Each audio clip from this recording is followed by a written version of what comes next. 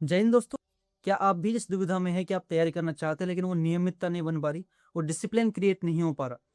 तो दोस्तों ये वीडियो आपके लिए कारगर सिद्ध हो सकता है, क्योंकि मैं बात कर रहा हूँ दोस्तों मेंटरशिप प्रोग्राम को लेकर। जो कई साथियों की डिमांड आई थी मेरे पास, सर आपको शुरुआत करनी चाहिए, उसको लेकर बात कर रहा हूँ दोस्तों। दोस्तों सबसे जरूरी है हमारे लिए, अब हमें उस पैटर्न को पकड़ना पड़ेगा जिस पैटर्न से सवाल इस दिनों में आ रहे हैं। कंटेंट में आपको कोई कमी नहीं है, लेकिन हमें उसमें सब्जेक्टिविटी लानी पड़ेगी, जैसे हम अकेडमिक्स में करते थे जब हम 12th तक पढ़ते थे या फिर बीए में पढ़ते थे, जब हम बच्चों की तरह इन चीज़ों को याद करते थे, रटते थे, उसे लिख लिख के याद करते थे। कुछ वैसी टेक्निक हमें अब वापस पकड़नी पड़ेगी दोस्तों। किसी भी तैयारी का एक पैटर्न होता है जिसमें 3 स्टेप्स हो सकती है: अध्ययन, मनन और लेखन।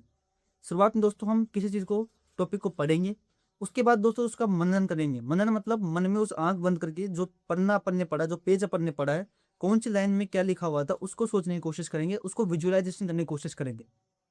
देन उसके बाद दोस्तों हम जो हम उसे लिख लिख कर, जो हमने विजुअलाइजेशन किया, हमने क्या देखा, उस लाइन में क्या लिखा था, उसको हम लिखने की कोशिश करेंगे और लिख लिख कर दोस्तों उसे हम याद करने का प्रयास करेंगे।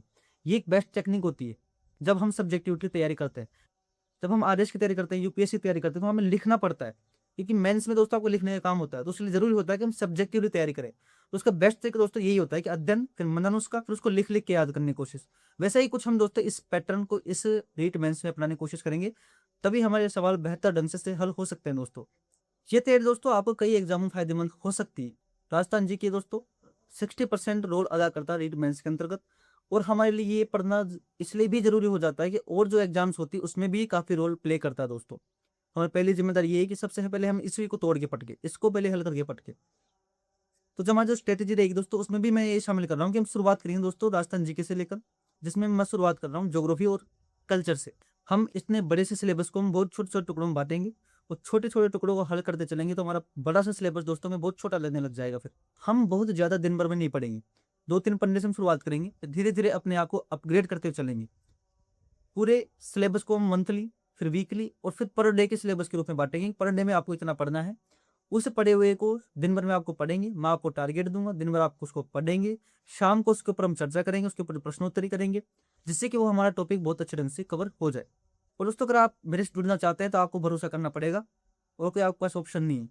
अगर आप विश्वास नहीं कर सकते तो मैं आपके लिए उतना कारगर सिद्ध नहीं हो पाऊंगा। जब तक आप ट्रस्ट नहीं कर सकते, आपको पूरे मनोयोग से आपसे जुड़ना पड़ेगा, तभी आपके लिए मैं कुछ कारगर हो सकता हूँ। मैं अभी जो एक शेड्यूल तैयार कर रहा था कि हमें कौन सी सब्जेक्ट पहले पढ़नी चाहिए, किनको पहले तैयार करना चाहिए। दोस्तों राजस्थान जी के एक अच्छा पोर्शन होता है और 60% पार्ट वो कवर करता है रीट एग्जाम्स को लेकर, रीट मेंस एग्जाम के लिए दोस्तों।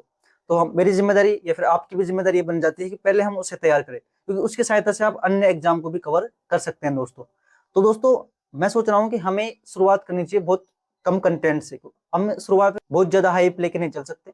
मैं सोच रहा हूँ शुरुआत में सिर्फ हम 2 सब्जेक्ट पढ़ेंगे, और मैं आपसे मिनिमम टाइम मांग रहा हूँ दोस्तों 6 आवर्स का। 6 घंटे आप कम से कम दे मुझे, तभी हम कुछ अच्छा रिजल्ट निकाल के दे सकते हैं। उसके ऊपर आप पढ़ते हो, आपकी बहुत अच्छी बात है। हम शुरुआत करेंगे दोस्तों बहुत छोटे कंटेंट से। दिन के मान लो कि एक सब्जेक्ट के 2-3 पन्ने बस इतने पढ़ेंगे। और हम शुरुआत करेंगे दोस्तों ज्योग्राफी और कल्चर से। उसको बहुत बारीकी से पढ़ेंगे, उस लेवल का पढ़ेंगे कि आप अगर आरएस का एग्जाम भी देते हैं, असिस्टेंट प्रोफेसर का भी देते हैं, फिर अन्य एग्जाम भी देते हैं, तो उन सभी लेवल को कवर करते हुए चले। हमारा पैटर्न दोस्तों ये रहेगा, सुबह मैं आपको कंटेंट बताऊंगा, यहाँ से यहाँ तक आपको पढ़ना है।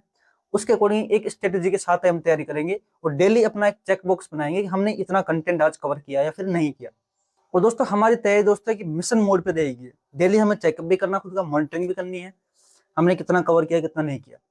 और मैं पर्सनली हम कोशिश करेंगे कि शाम को 2 घंटे हम शाम को एक टाइम फिक्स करेंगे, और पॉसिबिलिटी और शाम का टाइम रहेगा दोस्तों 2 घंटे कम से कम, जिसपे हम डिस्कशन करेंगे वॉइस चैट के माध्यम से, कैसे मान लो, जिससे हम पर डे जो आपको जो टारगेट दिया था उसके ऊपर मैं आपसे क्वेश्चन आंसर भी पूछूंगा। आपसे भी एक प्रश्न बनवाऊंगा कि आप भी जो टॉपिक आपने पढ़ा है उसमें से मोस्ट जो आपको प्रश्न लगते हैं, ये इंपॉर्टेंट प्रश्न है, वो आप खुद बनाएंगे प्रश्न, 5%, 10% कैसे भी करके। तो दोस्तों इससे ये हमारी स्ट्रेटेजी रही पहले की। जब हम किसी टॉपिक को पढ़ते हैं, पढ़ने के दोस्तों 2 तरीके होते हैं। एक तो आप पढ़ने के लिए पढ़ते हैं, या फिर आप पढ़ाने के मकसद से पढ़ते हैं। तो अक्सर मैं इसे कहता हूँ कि आप पढ़ाने के मकसद से कोई भी टॉपिक पढ़िए, तब आपको ज्यादा समझ में आता है, तब आप उसमें ज्यादा विश्लेषण कर पाते हैं।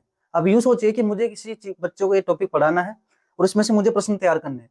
तो जब आपकी खोजी प्रवृत्ति आपके अंदर डेवलप होती है, तो आप उसमें से वो बेस्ट चीज निकालने की कोशिश करते हैं, इसमें से क्या एग्जामिनर निकाल सकता है। फिर देखना आपका कंटेंट पढ़ने का तरीका ही बदल जाएगा, एक वे अलग हो जाएगा आपका। फिर उसका आपको फायदा देखने को मिलेगा। पढ़ने के लिए कभी नहीं पढ़ना, आपको पढ़ाने के लिए पढ़ना है। और आपको जो कंटेंट आप डेली पढ़ते हैं उसमें से कम आपको 5% बढ़िया से बढ़िया छांटने हैं, बनाने हैं और उसको अपने ग्रुप में शेयर करने हैं। सभी को करना पड़ेगा, जिससे कि हमें एक क्रिएटिविटी को पता लग सके हर अभ्यर्थी का, जैसे एक दूसरे के पास इंफॉर्मेशन की। और आप देखेंगे कि एक बच्चा अगर 5% बनाता है, अगर हमारे ग्रुप में मान लो 50-100 बच्चे भी हैं, तो डेली के लगभग हमारे पास 500-600% निकल के आते हैं। यानी कि उस टॉपिक की पूरी निचोड़ निकाल लिया अपन ने, फिर उसमें क्या ही बच जाता है। इसलिए आपको भी प्रश्न तैयार करने हैं और मैं भी आपसे वॉइस चैट के माध्यम से हम आपस में बातचीत करेंगे और प्रश्न पूछेंगे उनके ऊपर, आपको जवाब भी देना उसका। तो इतना मैं आपको गारंटी देता हूँ, ये आपके लिए बहुत वैल्यूएबल सिद्ध होगा। हम शुरुआत करेंगे ज्योग्राफी से और कल्चर से, और मैंने दोस्तों इसके लिए जो मैं शेड्यूल भी तैयार कर रहा हूँ पर डे का। हम पर डे कौन कौन से टॉपिक पढ़ेंगे, उस डे के हिसाब से हम शाम को उस पर प्रश्नोत्तरी करेंगे। फिर लास्ट में जैसे वो टॉपिक पूरा होगा, उसके लिए मैं आपको ग्रुप में एक क्वेश्चन पेपर डालूंगा, उसको आपको सोल्व करना है।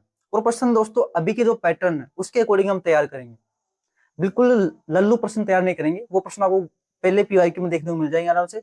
हम खुद से वो प्रश्न क्रिएट करेंगे, किस टफ लेवल से टफ लेवल तक प्रश्न बन सकता है दोस्तों, मैं तैयार करूंगा। जो हमारे और दोस्त है जो सिलेक्टेड हैं, जो पिछले साल भी सिलेक्टेड हुए हैं, वो सब जो हमारा ग्रुप है, उनसे भी मैंने बोला है कि आप उस लेवल के प्रश्न तैयार करो, टफ से टफ लेवल के, जिससे कि हमें वो एग्जाम हॉल में वो टफ प्रश्न ना लगे। वो फिर देखना दोस्तों, आपकी जो तैयारी है ना एक अलग लेवल पे जाएगी। वो इतना मैं आपको विश्वास दिला सकता हूँ। बशर्ते तो शर्त ये है कि आपको विश्वास करना पड़ेगा और जितना मैं बोल रहा हूँ उसको आपको कवर करना पड़ेगा। अगर आप डेली के टारगेट पूरे नहीं कर पाते हैं, किसी दिन अगर नहीं कर पाते हैं, तो आप जरूर मुझे सूचित करें, सर आज मेरे से नहीं हो पाएगा। और आपको और प्रॉब्लम होगी तो भी हम उसके लिए व्यक्तिगत रूप से, अगर मुझे लगा बात करने की जरूरत है आपसे, तो आपसे भी व्यक्तिगत रूप से मैं बात करूंगा। आपको कोई भी निराशा हो किसी प्रकार की, और डिप्रेशन होता है दोस्तों, जाहिर सी बात हो, तैयारी के दौरान इतनी लंबा सफर हमारा, तो डिप्रेशन भी होगा, तनाव भी होगा। उसके लिए भी हम एक परिवार की तरह एक दूसरे को सपोर्ट करेंगे, सॉर्ट आउट करेंगे। क्योंकि परिवार मान लिया है तो आपकी और जो समस्या हो सकती है, एक बड़े भाई के तौर पर मैं आपको गाइडेंस करने का प्रयास भी करूंगा। और रही दोस्तों बात फीस की, तो फीस दोस्तों मैंने बहुत मिनिमम रखी है, 100 रुपीज पर मंथ। क्योंकि दोस्तों इससे सस्ती क्या फीस हो सकती है।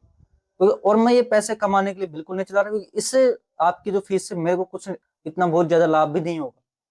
इससे ज्यादा मैं अगर कहीं जाके पर आवर के हिसाब से ट्यूशन पढ़ाऊं, तो वहां भी 1500 से 2000 रुपये आराम से दे देंगे लोग, और खुश होकर और देंगे एक बच्चे की। तो यहाँ से ज्यादा पैसे दोस्तों मैं वहां कमा सकता हूँ, लेकिन ये प्रॉपर गाइडेंस के लिए है, जितना मेरे से हो सके। और ये फीस इसलिए रखिए एक बैरियर क्रिएट हो सके, जिससे कि आपको भी एहसास रहे कि मैंने फीस दी है तो मुझे कुछ करना चाहिए, और मुझे भी एक जिम्मेदारी महसूस हो।